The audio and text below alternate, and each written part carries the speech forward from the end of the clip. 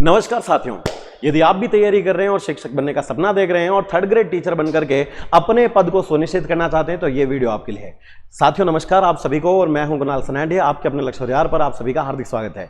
आज के सेशन में हम बात करने वाले हैं रीट पात्रता परीक्षा के बारे में कि आखिरकार कौन इसका फॉर्म भर सकता है, फॉर्म कब आएंगे, एग्जाम पैटर्न क्या रहेगा, सिलेबस क्या रहता है, उसकी स्कीम को भी हम समझने वाले हैं। तो आपसे निवेदन है कि वीडियो को अंत तक जरूर देखें। यदि आप एक फ्रेशर हैं, बिल्कुल नए स्टूडेंट हैं, अभी 12वीं पास की है या अपनी बीएड कर चुके हैं, बीएड के फर्स्ट ईयर में हैं, या आप किसी अपने स्टूडेंट के माता पिता हैं, तब ये आपके लिए वीडियो बहुत ज्यादा उपयोगी होने वाला है। तो आइए शुरुआत करते हैं और इस सेशन को बहुत अच्छे से समझना, बहुत डिटेल में मैं आपको समझाने वाला हूं कि रीट क्या होता है। तो सबसे पहले हम विद्यार्थियों आइए इस पर बात करते हैं, रीट क्या है। पहली चीज आपको एक बात समझनी होगी कि राजस्थान में शिक्षक भर्ती परीक्षाएं कुल 3 प्रकार की होती है। कुल 3 प्रकार की होती है, जिसमें एक होती है बेटा ग्रेड की परीक्षा जिसका नाम है फर्स्ट ग्रेड, एक होती है बेटा सेकंड ग्रेड और एक होती है third grade. There are 3 types of grade in teaching exam. 3 प्रकार की ग्रेड एग्जाम होती है, first grade, second grade, third grade. First grade teacher वो होता है जो पढ़ाता है विद्यार्थियों कक्षा 11वीं व 12वीं को। सेकंड ग्रेड टीचर बनने के लिए हमारे पास विद्यार्थियों याद रखना वो टीचर होता है जो 9वीं व 10वीं को पढ़ाता है। और थर्ड ग्रेड टीचर वो होता है जो पहली से 8वीं तक की कक्षाओं को पढ़ाता है। यानी थर्ड ग्रेड टीचर बनना है तो पहली से 8वीं का टीचर होना है। अच्छी खासी सैलरी इसमें मिलती है। हालांकि 2 साल तक इसमें बेटा 22,000 रुपए प्रोबेशन में मिलते हैं, लेकिन 2 साल प्रोबेशन खत्म होते ही सीधा 40,000। और अभी 8वां वेतन आयोग लगते ही तो आप देखेंगे बूम, लाखों में तनख्वाह होने वाली है थर्ड ग्रेड टीचर की भी। तो एक स्वर्णिम अवसर है थर्ड ग्रेड टीचर बनने का। इससे रीट का क्या जुड़ाव है, आइए इसको समझते हैं। पहली बात तो आपको बेटा ये समझनी होगी कि थर्ड ग्रेड एग्जाम जो है, कौन सा थर्ड ग्रेड का जो एग्जाम है बेटा, ये थर्ड ग्रेड जिसको हमने कहा कहां से कहां तक का, हमने कहा सर थर्ड ग्रेड के लिए बेटा, हमने कहा सर थर्ड ग्रेड टीचर कौन, जो कि पढ़ाएगा किसको बेटा, हमने कहा सर ये पढ़ाएंगे, याद रखेंगे, पहली से 8वीं तक के बच्चों को।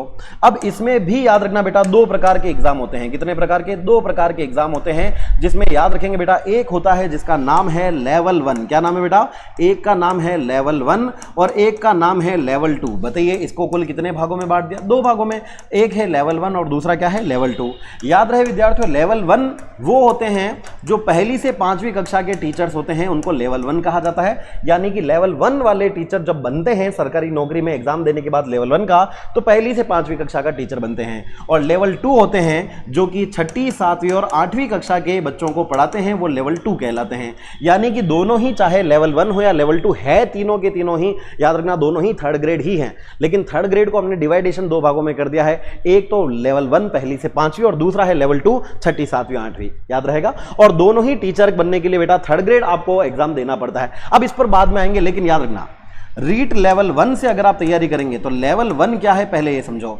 लेवल 1 वो एग्जाम दे पाते हैं जिन्होंने अपनी 12वीं के बाद क्या किया हुआ हो। अगर आपने 12वीं के बाद बीएसटीसी किया हुआ है, बीएसटीसी किया हुआ है, या जिसको वर्तमान में diploma in elementary education DElEd भी कहते हैं, अगर आपका ये क्लियर है बेटा तो आप रीट लेवल 1 का एग्जाम दे सकते हैं। किसका? रीट लेवल 1 का। और अगर आपने बेटा अपनी 4 साल की BA BEd, BSc BEd, BCom BEd whatever, या फिर 2 साल की बीएड की है ग्रेजुएशन के साथ, तो जो बीएड धारी अभ्यर्थी हैं वो विद्यार्थियों रीट लेवल 2 का एग्जाम दे सकते हैं। यानी कि डिग्री आपके पास डिप्लोमा होना जरूरी है। लेवल 1 का एग्जाम देने के लिए बीएसटीसी या फिर डीएलएड क्लियर होना चाहिए, एक डिप्लोमा होना चाहिए, और साथ में बेटा हमने कहा सर लेवल 2 अगर आप देना चाहते हैं तो आपके पास बीएड होना चाहिए। तो 2 प्रकार के यहां पर आपको वेरिएशन देखने को मिलते हैं। कई विद्यार्थी ऐसे भी होते हैं जिन्होंने डीएलएड या बीएसटीसी भी किया होता है और बीएड भी किया होता है। दोनों एक साथ होती नहीं, हालांकि दोनों अलग अलग करनी पड़ती है, तो दोनों ही एग्जाम भी दे पाते हैं, ये भी सहूलियत इसमें दी जाती है। लेकिन दोनों ही याद रखना बेटा, चाहे लेवल 1 हो या लेवल 2, पहले ये डिग्री करने के बाद एग्जाम देंगे किसका? थर्ड ग्रेड का। अब हम बात करते हैं थर्ड ग्रेड की। तो समझना ये जो थर्ड ग्रेड का एग्जाम है बेटा, कौन सा थर्ड ग्रेड का एग्जाम है, ये थर्ड ग्रेड भर्ती परीक्षा जो है ये भी याद रखना बेटा 2 चरणों में आयोजित होती है। कुल कितने? हमने कहा सर थर्ड ग्रेड का एग्जाम जो होता है ये कुल 2 चरणों में आयोजित होता है, जिसमें पहला है याद रखेंगे इसका, जिसको हम कहते हैं प्री एग्जाम। कौन सा बेटा? इसको हम पहला कहते हैं प्री एग्जाम। और दूसरा आ जाता है बेटा जिसका नाम क्या है? जिसका नाम है मेंस एग्जाम। तो कुल कितने एग्जाम हो गए? 2 हो गए। एक फर्स्ट लेवल और एक हमने कहा सर सेकंड लेवल। दोनों के लिए 2 एग्जाम है, एक है प्री और एक है मेंस। याद रहेगा। जिसमें प्री का जो एग्जाम होता है बेटा, प्री एग्जाम को ही कहा जाता है रीट। क्या कहा जाता है बेटा? रीट। याद रहेगा। तो रीट क्या है बेटा? रीट एक पात्रता परीक्षा है जो कि प्री के नाम से रीट प्री है। ये पास करने के बाद ही आप मुख्य भर्ती परीक्षा दे पाते हो, जिसको कहा जाता है थर्ड ग्रेड मुख्य भर्ती परीक्षा। कौन सी? थर्ड ग्रेड मुख्य भर्ती परीक्षा। जब आप पहले प्री पास करते हो फिर इसका मेंस देते हो, यानी रीट के बाद जब थर्ड ग्रेड मुख्य भर्ती परीक्षा देते हो, तब आप पहली से 8वीं के टीचर बनने का अपना सपना पूरा कर सकते हो, चाहे लेवल 1 हो या level 2, doesn't matter at all. Clear? अब 2 एग्जाम हो गए इस दृष्टि से हमने देखा, एक क्या नाम है, एक रीट प्री है और एक रीट मेंस है ना। अब पहले ये समझना रीट क्या है, इस पर हम बात करते हैं। देखिएगा प्यारे बच्चों, यहां पर जो ये शब्द आ रहा है बार बार, जिसका नाम क्या है, रीट। क्या है बेटा? रीट। अब ये रीट जो है, अभी मैंने बताया राजस्थान क्या है बेटा, राजस्थान के टीचर्स के लिए एक पात्रता परीक्षा है, एलिजिबिलिटी एग्जाम है, Rajasthan eligibility exam for teachers, यानी कि राजस्थान में शिक्षक बनने के लिए पात्रता होनी जरूरी है। तो हमने कहा सर रीट केवल क्या है बेटा, पात्रता परीक्षा है। क्या बेटा? पात्रता परीक्षा है। अब पात्रता क्या होती है इसको समझना। रीट पात्रता परीक्षा एक प्री एग्जाम है ना, इसके बाद अभी एक एग्जाम और होता है मेंस का। तो हमने कहा सर ये एक ऐसी परीक्षा है जिसमें कुल कितने 150 प्रश्न आते हैं। कितने बेटा? 150 क्वेश्चंस हैं, 150 प्रश्न हैं और प्रत्येक प्रश्न 1 नंबर का है, यानी 150 अंकों की यह परीक्षा है। अच्छी बात यह है बेटा कि इसमें कोई किसी प्रकार की नेगेटिव मार्किंग नहीं होती है, किसी प्रकार की कोई नेगेटिव मार्किंग होती ही नहीं है, ये अच्छी बात है ना। यानी कि आपके 150 प्रश्न आएंगे, 150 अंकों की यह परीक्षा होगी, निर्धारित समय आपको दिया जाएगा, कोई नेगेटिव मार्किंग नहीं है। और पास होने के लिए, सिलेक्शन के लिए इसमें कितना चाहिए, तो अगर इसमें पास होना है बेटा तो याद रखना इसमें पास होने के लिए भी 2 कैटेगरी है, एक तो है जनरल कैटेगरी और दूसरी है रिजर्व कैटेगरी। कौन सी बेटा? जनरल कैटेगरी और रिजर्व कैटेगरी। ध्यान से समझना, जो भी जनरल कैटेगरी वाले बच्चे होते हैं उनको इस एग्जाम में याद रखना कितने परसेंट लाने होते हैं, 60%। कितने बेटा? 60%। जबकि रिजर्व कैटेगरी अगर SC ST TSP एरिया से हैं तो उनको लाने होते हैं 55%। कितने? 55%। अब आप खुद देख लें बेटा, मैंने यहां पर कहा है कि 150 सवाल आएंगे, 150 अंक है, तो 150 का 60% अगर मैं निकाल दूं तो मैं कह सकता हूं कि कुल कितने 90 अंक लाने वाला बच्चा इस परीक्षा को क्या कर लेता है, इस परीक्षा को पास कर लेता है। केवल 90 अंक लाने बेटा, 90 अंक जो लेकर आएगा उसकी रीट पास हो जाएगी। अब आप कहेंगे सर 150 में से 150 लाए, तो 150 में से 150 लाओगे तो भी पास है और 91 लाओगे तो भी पास है। समझ में आया? तो अगर जनरल कैटेगरी वाले हैं तो आपको 90 अंक लाने हैं और रिजर्व कैटेगरी 55% लाने हैं, यानी 82.5 समथिंग आपको लाने होते हैं, है ना। 82.5 नंबर जो है 82.5 लाने पर आपकी ये रीट पात्रता परीक्षा क्या हो जाती है, रीट पात्रता परीक्षा में आपका सिलेक्शन हो जाता है, आप इसमें पास हो जाते हैं। और इसके बाद रीट प्री के बाद आप कौन सा एग्जाम दे पाते हैं, रीट मुख्य भर्ती परीक्षा दे पाते हैं। क्या ये बात समझ में आई? यस और नो? तो रीट केवल क्या है, पात्रता है जिसको पास करना होता है, ज्यादा नंबर लाओ मत लाओ कोई जरूरी नहीं है। और ये जो बेटा एक बार आपने पास कर ली तो याद रखना इसकी वैलिडिटी क्या रहती है, तो इसकी वैलिडिटी जो है, इसकी वैधता याद रखना जीवन पर्यंत। एक बार पास कर लोगे, जिंदगी में मुड़ के वापस कभी एग्जाम नहीं देना पड़ेगा। तो क्यों ना एक बार में ही अच्छे अंकों से पास करें, क्या पता भविष्य में सरकार इस क्राइटेरिया को बढ़ा दे, तो अच्छे अंकों से पास करना ज्यादा जरूरी होता है, क्योंकि अगर ये पास नहीं होगी तो हमारी दूसरी सीढ़ी रीट मुख्य भर्ती परीक्षा हम नहीं दे पाएंगे। क्या बात क्लियर हुई? यस और नो? अब आओ समझते हैं कि आखिरकार ये रीट भर्ती परीक्षा पर, पात्रता पर मैं इतनी बातें जो कर रहा हूं, इसके बारे में हम पहले तो ये समझते बेटा कि इसका एग्जाम कब होने वाला है ना। आओ तो देखो बेटा, रीट प्री की अगर मैं बात करूं बेटा, रीट प्री की, तो समझना रीट पात्रता परीक्षा जो है क्या है, प्री, जिसको हम क्या कहते हैं, पात्रता परीक्षा। इसके जो फॉर्म आने वाले हैं बेटा, याद रखना ये फॉर्म अगस्त के अंतिम सप्ताह में आ जाएंगे। कब बेटा? अगस्त के ही किस में आ जाएंगे बेटा, अगस्त अंतिम सप्ताह में ये फॉर्म आ जाएंगे, है ना।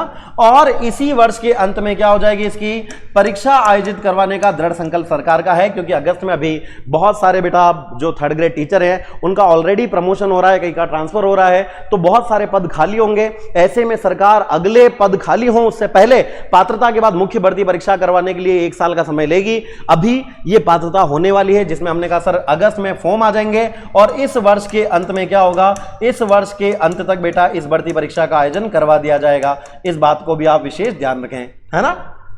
अब काम की बात क्या है, काम की बात यह है कि अच्छा खासा समय हमारे पास है ना। अब मूल मकसद क्या है, इस परीक्षा को क्या ऐसे ही पास किया जा सकता है क्योंकि नेगेटिव मार्किंग नहीं है? बिल्कुल नहीं। देखो क्या है बेटा कि मैंने आपको यह कहा कि कुल 150 प्रश्न आते हैं, है ना, 150 प्रश्न आते हैं और 150 ही उसके लिए अंक दिए जाते हैं विदाउट एनी नेगेटिव मार्किंग। तो बच्चों को लगेगा ये तो हलवा है, कोई भी खा सकता है। नहीं बेटा, 2023 या 22 में जब ये परीक्षा हुई 15 लाख फॉर्म भरा है, लेकिन 15 लाख में पास कितने हुए? केवल 8 लाख। तो बाकी 7 लाख क्या हुए? फेल, जो बाद में मुख्य भर्ती परीक्षा नहीं दे पाए। समझ में आ रहा है? ऐसे ही राजस्थान में एक एग्जाम और होती है सीईटी, और सीईटी भी एक पात्रता परीक्षा थी नॉन टीचिंग एग्जाम के लिए। तो इस बार उसमें क्या किया, उसमें बेटा याद करो नेगेटिव मार्किंग का प्रावधान कर दिया। तो अब हो सकता है, अभी डिक्लेयर नहीं हुआ, ऑफिशियल अनाउंसमेंट नहीं है, पर हो सकता है इस बार रीट पात्रता में भी नेगेटिव मार्किंग जोड़ दी जाए, ऐसा टेंटेटिव माना जा सकता है, हालांकि कोई ऑफिशियल नोटिफिकेशन नहीं है।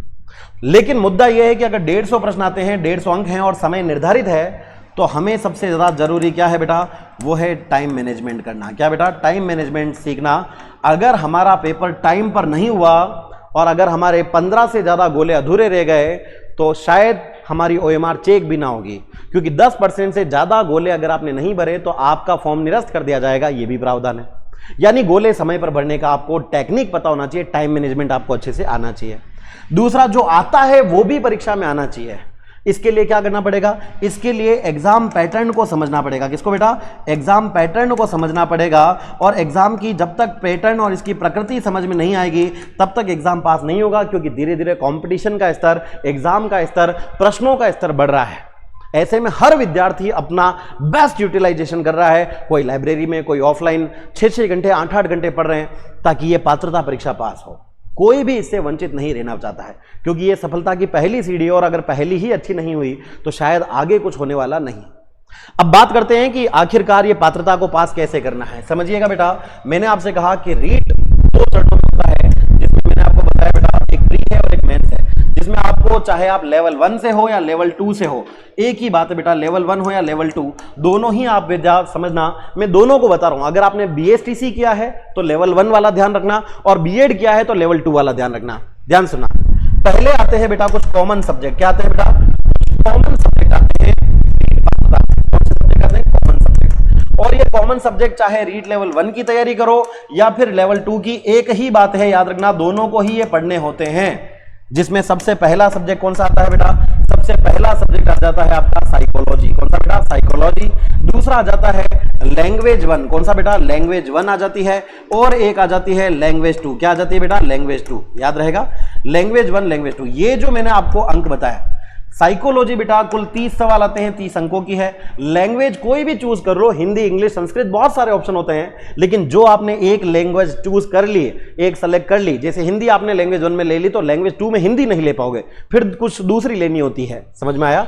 तो लैंग्वेज 1 जो है आप जो भी सेलेक्ट करेंगे वो 30 अंकों की होगी, और लैंग्वेज 2 भी 30 अंकों की होगी। और ये याद रखना, ये क्राइटेरिया जो अभी मैंने आपको बताया, ये चाहे रीट लेवल 1 हो या रीट लेवल 2, दोनों के लिए ही क्या है बेटा? कॉमन है। दोनों के लिए क्या है? कॉमन है। क्या बात क्लियर? अब पहली बात तो ये दोनों को पढ़ने हैं, यानी कि सिलेक्शन का आधार यहां से डिसाइड होता है। कहां से? यहां से डिसाइड होता है। यही आप देख ले बेटा, 90 अंकों का खेल तो सारा यहीं पर छुपा है। ठीक। अब जिन्होंने BSTC किया है, क्या किया है? BSTC या DLED किया है, तो BSTC और DLED वाले कौन सा एग्जाम दे पाएंगे? रीट लेवल 1 का पात्रता दे पाएंगे। तो 90 अंक तो उनको भी पढ़ने हैं, और लेवल 2 जिन्होंने BEd किया है उनको भी पढ़ने हैं, दोनों को ही पढ़ने हैं। लेकिन फर्क क्या है? फर्क यह है कि रीट लेवल 1 में आपको एक पर्यावरण अध्ययन, एनवायरमेंटल साइंस पढ़ना होता है, जिसके कुल 30 अंकों की होती है, और इसके अलावा गणित आपको पढ़नी होती है रीट लेवल 1 में, जो भी 30 अंकों की होती है। तो यानी कि 60 अंक आपके कुल मिला के गणित और पर्यावरण अध्ययन के हो जाते हैं, जो कि कॉमन नहीं है। याद रखना, ये जो मैं बता रहा हूं बेटा, याद रखना, ये 2 सब्जेक्ट जो हैं ये कॉमन नहीं बल्कि स्पेशल सब्जेक्ट हैं, जो केवल किसको पढ़ने हैं? ये केवल याद रखना बेटा, ये कॉमन नहीं है, स्पेशल सब्जेक्ट हैं, जो कि आपको रीट लेवल 1 से अगर आप तैयारी करोगे तो ये आपको पढ़ने हैं। तो काउंट कर लेते हैं एक बार, 30 और 30 60, 60 और 30 90, 90 और 30 120, और 120 और 30 150। कुल 150 अंकों की ये परीक्षा है, कुल 150 ये प्रश्न है। ये इसका बाइफर्केशन मैंने पूरा आपको समझा दिया है। उम्मीद करता हूं रीट लेवल 1 को सारा कंफ्यूजन दूर हो गया होगा। अब बात करते हैं रीट लेवल 2 की। तो देखो, कॉमन सब्जेक्ट तो सबको पढ़ने हैं, ये वाले है ना, लैंग्वेज वाले। लेकिन लैंग्वेज माफ करना, जो विद्यार्थी किससे हैं बेटा? अब जिन्होंने बीएड किया है, बीएड धारी हैं, वो भी 2 प्रकार के हैं। कितने? 2 प्रकार के हैं। एक तो वो जो किससे हैं बेटा? एक तो वो जो आर्ट्स से हैं। किससे हैं? आर्ट्स से हैं। और एक वो जो बेटा किससे हैं? साइंस से हैं। किससे हैं? साइंस से। अब आप कहेंगे सर वो कॉमर्स वाले कहां जाएंगे? तो कॉमर्स वालों को आर्ट्स वाला मानकर ही एसएसटी सब्जेक्ट लेना होता है। कौन सा? एसएसटी। तो अगर आप बेटा आर्ट्स या कॉमर्स से हैं तो याद रखना आर्ट्स या कॉमर्स वालों को जो सब्जेक्ट पढ़ना होता है वो है सोशल साइंस। कौन सा? Social science. याद रहेगा जो कुल कितने अंकों का है बेटा? याद रखेंगे 60 अंकों का है। कितने? 60 अंकों का है। लेकिन ये किसके लिए है? ये याद रखना ये उन विद्यार्थियों के लिए है जो किससे हैं बिलोंग करते हैं, या तो आर्ट्स से या फिर कॉमर्स से बिलोंग करते हैं। उनको एसएसटी का पेपर 60 अंक का देना होता है। तो काउंट करो कितना हो गया? 30 और 30 60, 60 और 30 हमने कहा था 90, 90 और 60 कितना हो गया? 150। तो ये किसके लिए? जो आर्ट्स और कॉमर्स वाले हैं उनका एग्जाम ऐसा होता है। तो फिर साइंस वालों का कैसा होता है? साइंस वालों को भी देखो 3 सब्जेक्ट तो ये पढ़ने ही हैं, लैंग्वेज 1, लैंग्वेज 2 और साइकोलॉजी। लेकिन जब लैंग्वेज 2 में बेटा माफ करना, जब लेवल 2 में साइंस वाले विद्यार्थी आते हैं तो साइंस वाले विद्यार्थियों को एसएसटी नहीं पढ़ना होता है, बल्कि उनको क्या पढ़ना होता है? उनको पढ़नी पड़ती है साइंस। क्या पढ़नी पड़ती है बेटा? साइंस। और पढ़नी पड़ती है मैथ। क्या पढ़नी पड़ती है? मैथ, जो कि 30-30 नंबर की है। यानी आप देखो ये दोनों को मिला दें तब भी कितना हो गया? 60। तो ध्यान से सुनेंगे, अगर आप साइंस से हैं तो साइकोलॉजी के 30 नंबर, लैंग्वेज 1 के 30 नंबर, लैंग्वेज 2 के 30 नंबर और 60 अंकों की साइंस और मैथ आपको पढ़नी होती है। और अगर आर्ट्स से हैं तो एसएसटी पढ़नी होती है। साइंस वालों को एसएसटी नहीं पढ़नी, एसएसटी वालों को साइंस और मैथ नहीं पढ़नी। कॉमन ये रहता है। क्या बात यहां तक क्लियर हो चुकी है? यस और नो? तो ये थी परीक्षा की स्कीम जो मैंने आपको समझा दी है। याद रखना कोई नेगेटिव मार्किंग नहीं है। 150 सवाल आएंगे, 150 ही अंक होंगे। टाइम मैनेजमेंट जिसको आएगा, जिसका नॉलेज अच्छा होगा, नॉलेज वास्ट होगा, जिसको टाइम पर एग्जाम में पेपर सॉल्व करना आएगा, जिसने स्ट्रेस मैनेजमेंट सीखा है, वही पात्रता परीक्षा पास करेगा। क्योंकि लाखों विद्यार्थी ये पात्रता देते तो हैं पर सबका सिलेक्शन नहीं होता है। तो फिर तैयारी कहां से करें? बिल्कुल चिंता ना करें प्यारे विद्यार्थियों, जहां प्रॉब्लम वहां सॉल्यूशन। प्यारे विद्यार्थियों, यदि आप भी चाहे रीट लेवल 1 से हैं या रीट लेवल 2 एसएसटी से हैं या साइंस मैथ से हैं, और अगर आप इस पात्रता परीक्षा को पास करना चाहते हैं तो बिल्कुल निश्चिंत रहें। एक बड़ा भाई होने के नाते विद्यार्थियों मैं आपको पूरा अपना मार्गदर्शन आगे भी देता रहूंगा। आपके अपने लक्ष्य परिवार पर विद्यार्थियों याद रहे, इस बार 3 अगस्त 2026 को प्रातः सुबह 10 बजे से शुरू होने जा रहे हैं रीट पात्रता परीक्षा के नए बैचेस। याद रहे विद्यार्थियों, जहां से शुरुआत होगी अपने पहले कदम की। यहां पर आपको जीके भी पढ़ना पड़ेगा, लैंग्वेज पढ़नी पड़ेगी और मैथ अगर आपके है तो वो भी पढ़नी पड़ेगी। तो एक अच्छा स्टडी मटेरियल आपको यहां दिया जाएगा। ऑफलाइन आपको आपके अच्छे शिक्षक आपको उपलब्ध कराए जाएंगे, सारे क्वेश्चन पेपर्स आपको करवाए जाएंगे, पीवाईक्यू, एमसीक्यू, मॉक टेस्ट सब कुछ करवाए जाएंगे। तो प्यारे विद्यार्थियों हो जाइए तैयार, क्योंकि 3 अगस्त 2026 को प्रातः सुबह 10 बजे लक्ष्य परिवार के ऑफलाइन कैंपस हिरन सेक्टर 4 स्थित शिक्षा मंदिर के प्रांगण में आयोजित होने जा रहा है विद्यार्थियों एक भव्य करियर काउंसलिंग फ्री सेमिनार, जहां से फ्री डेमो क्लास भी आपको उपलब्ध कराई जा रही है, जिसका कोई अलग से चार्ज नहीं है। तो विद्यार्थियों याद रहे इस फ्री सेमिनार में आप पधारें और अगर आपको सही लगता है तो बिल्कुल आप बेशक एडमिशन लें। याद रहे विद्यार्थियों, आने वाले ऑफलाइन सदस्य विद्यार्थियों को फीस में स्पेशल, याद रखना फीस में स्पेशल 25% का डिस्काउंट दिया जाएगा। 25% तक का डिस्काउंट दिया जाएगा, अप टू 25% है, याद रखना। तो 25% तक का डिस्काउंट भी दिया जा रहा है। 3 अगस्त से पहले अपना रजिस्ट्रेशन जरूर कर लें। और अगर आप किसी दूर गांव ढाणी या फिर दूसरे शहर से, दूसरे जिले से हैं जो उदयपुर से बहुत दूर है, तो online live from classroom batch को भी ज्वाइन कर सकते हैं। यानी घर बैठे ऑफलाइन का अनुभव भी आप ले सकते हैं लाइव फ्रॉम क्लासरूम बैच के साथ। तो क्या करें, अपने फोन में डाउनलोड करें लक्ष्य क्लासेस उदयपुर का ऐप और अपनी तेरे की शुरुआत के लिए आज ही लाइव फ्रॉम क्लासरूम बैच को ज्वाइन करें, जहां पर कूपन कोड आप अप्लाई कर सकते हैं LAK50। और बेटा आप भी बेटा याद रखना 50% तक का डिस्काउंट प्राप्त कर सकते हैं। बैच की वैलिडिटी क्या रहेगी? इस ऑनलाइन कोर्स की वैलिडिटी जब तक आपका रीट पात्रता का एग्जाम नहीं होता तब तक रहने वाली है। तो चिंता ना करें, ये बेस्ट कोर्स जहां पर best teachers, practice with MCQs, आपको ऑनलाइन आपको बेटा हैंड रिटन नोट्स की पीडीएफ उपलब्ध कराई जाएगी, टॉपिक वाइज प्रैक्टिस एमसीक्यूज करवाए जाएंगे और हाई क्वालिटी वीडियोस आपके लिए अवेलेबल रहेंगे। बेस्ट राजस्थान की फैकल्टी टीम रहेगी, जिसका बहुत सारे विद्यार्थियों का सकारात्मक परिणाम देने का अब तक का बेहतरीन रिजल्ट रहा है। राजस्थान में शिक्षक भर्ती परीक्षा के लिए एक ही नाम है और वो है आपका अपना लक्ष्य परिवार। तो हो जाइए तैयार और 3 अगस्त को होने वाले इस ऑफलाइन सेमिनार से जुड़ना नहीं भूलना है। साथ ही प्यारे विद्यार्थी यही कहना चाहूंगा कि अगर आप तैयारी कर रहे हैं तो याद रखना रीट पात्रता परीक्षा के लिए बेटा ऑफलाइन फीस में 25% का डिस्काउंट और ऑनलाइन में 50% का डिस्काउंट दिया जा रहा है। कूपन कोड LAK50 रहने वाला है। 3 अगस्त को यह सेमिनार है, प्रातः सुबह 10 बजे। कहां है? हिरन सेक्टर 4 स्थित शिक्षा मंदिर प्रांगण में लक्ष्य परिवार में। तो आइए मिलकर अपने सपनों को साकार करें और शिक्षक बनने का सपना पूरा करें, जहां पर online complete recorded batch, all subject की free e books, 10 model paper की ई बुक फ्री में दी जा रही है और टेस्ट सीरीज भी इसमें आपको फ्री में मिलने वाली है। तो चलिए आज के लिए इतना ही बेटा, और आपके मन में कोई डाउट है रीट पात्रता को लेकर के तो आप मुझे वीडियो खत्म होने के बाद कमेंट करके जरूर बताना। एक बड़ा भाई होने के नाते मैं आपके हर सवाल का जवाब दूंगा। थैंक यू सो मच, मिलेंगे अगले सेशन में। तब तक के लिए आप सभी लोग अपनी पढ़ाई जारी रखें, आज ही निर्णय लें और अपने सपनों को साकार करें आपके अपने लक्ष्य परिवार के साथ। Wish you all the best. Thank you so much.